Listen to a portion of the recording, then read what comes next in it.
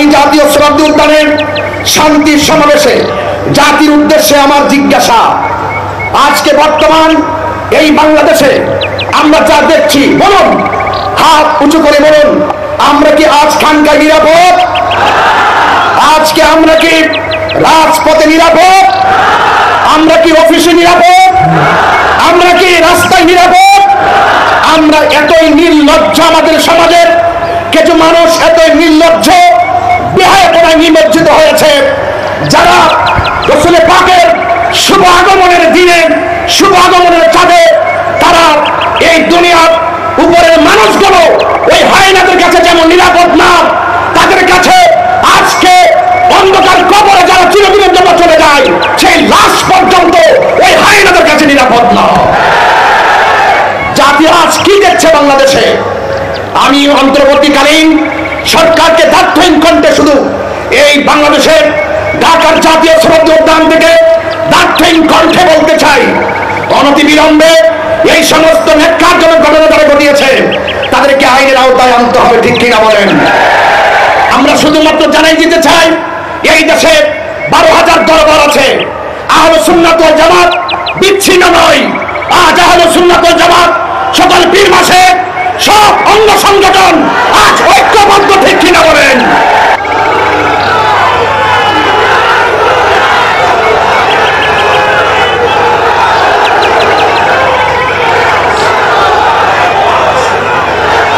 আমার সুন্নি জনতা এই দেশের ক্রাইসিস মুভমেন্টে, কোন সংকটে, কোন দুর্যোগে, এই দেশের সার্বভৌমত্ব রক্ষায়, এই দেশের ধর্মের সুরক্ষায়, সম্প্রীতি রক্ষায় যদি আমাদেরকে কখনো ডাক দেওয়া হয়, আমরা কি এধারে, আমরা কি রাজপথে আসতে প্রস্তুত আছে?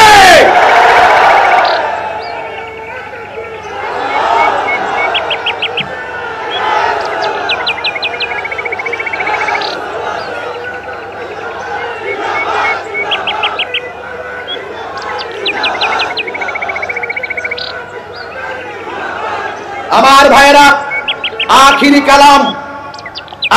কালাম আমি সরকার প্রধানকে আন্তরিকভাবে বলে দিতে চাই, তো যারা এই মৃত লাশকে উপরে তুলে আঘাত করে আগুন দিয়ে পোড়ায়, এরা কখনো সভ্য জাতি হতে পারে না।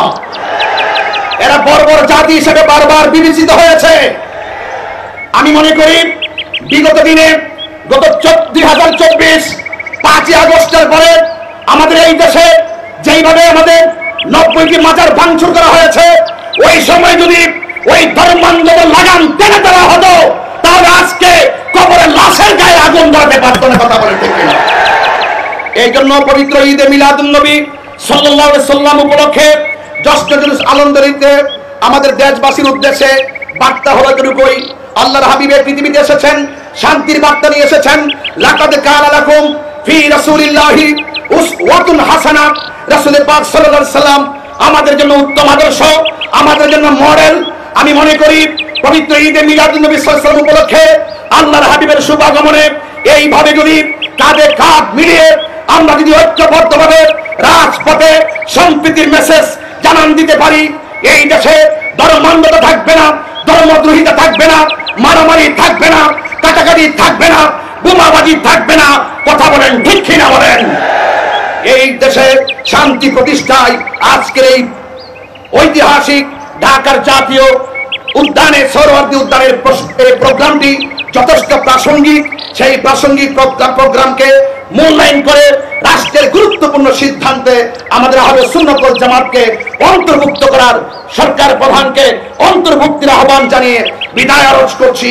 আসসালামু আলাইকুম ওয়া রাহমাতুল্লাহি ওয়া বারাকাতুহু।